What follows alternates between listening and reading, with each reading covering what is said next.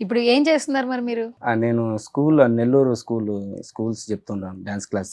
Dance classes చెప్తున్నావు. Dance అంటే ఇష్టం నీకు? అవును, చిన్నప్పటి నుంచా? చిన్నప్పటి నుంచి. ఎక్కడ నేర్చుకున్నావు? అది మా నాన్న చిన్నప్పుడు బాగా చేసేవాడు. హ్మ్. మా నాన్న చూసి నాకు డాన్స్ వచ్చిందనమాట. ఓకే. అంటే మా నాన్న విలేజ్ లో ఫంక్షన్ ఏదైనా జరిగితే నాన్న మాస్టర్ అనమాట. మాస్టర్. అప్పుడు ఆ వయసులో ఉన్న వాళ్ళకి మాస్టర్, ఇప్పుడు కాదు.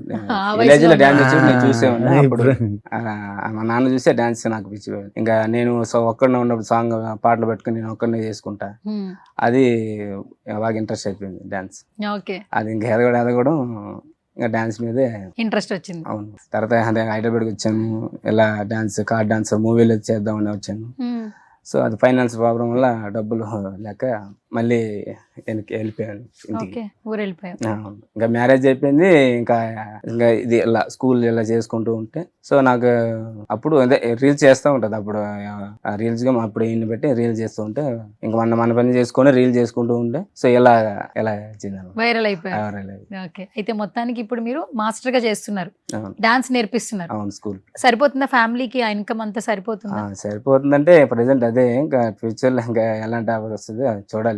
ఆఫర్స్ బట్టి చేంజ్ చేసుకుంటారు. చేంజ్